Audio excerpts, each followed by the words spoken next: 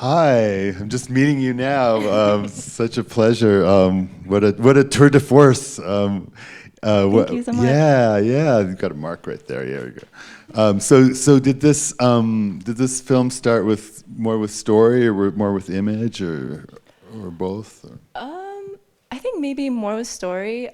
This is probably the most narrative film I've ever made. I have more of like an experimental background, so this was a big change of pace for me. It was really exciting in that way. Yeah.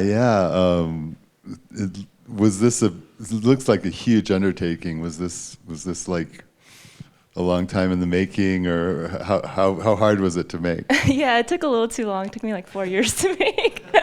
But I think I learned a lot in the process. Hopefully, I can make them faster, but that's the goal. Yeah. Any like there's so many like amazing effects and cool stuff going on. Any favorite discoveries you had during the process of making this? Yeah, I felt like so a lot of the film is like frame by frame gouache on paper. So I was thinking a lot about how I can like introduce more chance into the process. So I started doing things where it was just straight under the camera using one sheet of paper and just seeing where the compositions will go. So there's some sections where it looks like the painting is growing. And so I got really excited about that process, and I'm hoping to do more of that in future films. But that was really exciting to kind of change, like kind of philosophically, how I'm doing filmmaking. Yeah. So what about like being an experimental animator? What was it like to think about character and comedy beats and things like that? Well, it's funny because I always thought my experimental films were narrative, but no one was just getting it. So it was kind of just like me being fed up of like, obviously the story is right there, can't you see it? So this was just me being, I think, more, yeah, just like trying to think of the audience more and how, they're not reading my mind.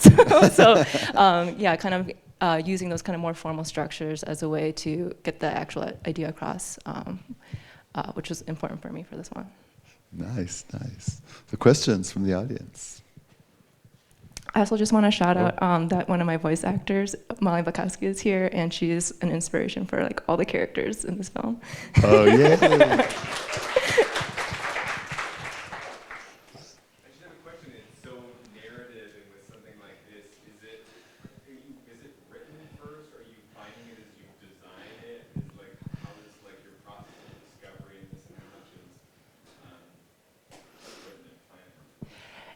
Yeah, so I feel like the first little seed was writing, but I didn't do a full-on like script for this one. So once I got kind of like an overview type written out, it became a lot more organic, where it was like, okay, some imagery would lead to a new plot idea or vice versa, things like that. So once I got the initial kind of plot line-ish or kind of environmental vibe that I was going for down, I let it just kind of just flow from there. Cool.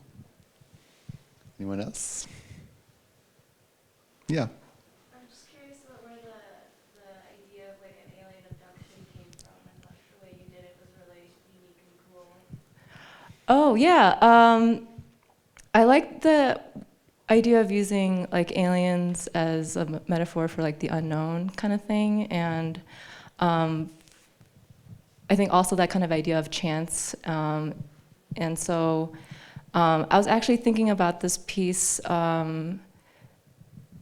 as like kind of like a self-therapeutic kind of world, where I was able to kind of recreate like coming of age experiences and turning it into this like more fantastical space. So I was trying to play around with this idea of like just slight tension, but still overall like very safe and positive excitement, and then yeah, having just like overall optimism. I was really hoping to kind of convey that idea of being able to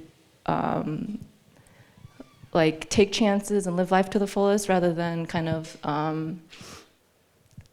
just be like scared to try new things or something like that. So that was kind of the reason for like, instead of having it be people, just flipping it to like an alien sci-fi genre. Yeah. Do you see yourself going further in the direction of narrative? And 'cause it seems like it's like almost to the point where it's something like you might be able to see on Adult Swim or on television or a series or something. Wow, thank you, Paul.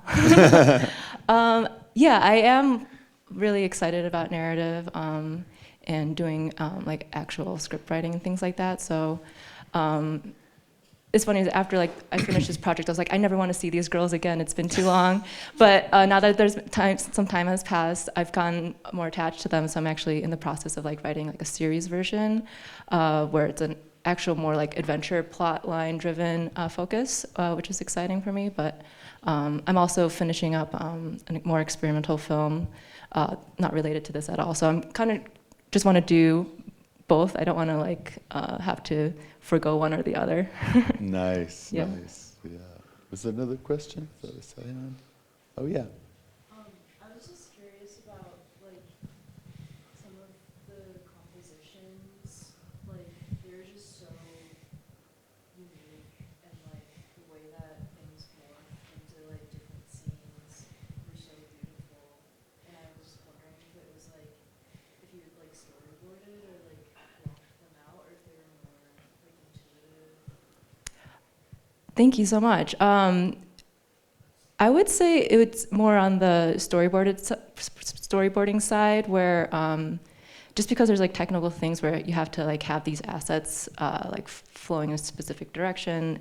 So I think just technically, since there were so many moving parts, that it had to be planned out in advance. Yeah. But that's like one of my favorite things about animation is the idea of the transition. So I'm always excited to play around with that scene to scene. Awesome. Well, thank you so much. Thank you. Amazing work. And, Thank you so much. Looking forward to the next one.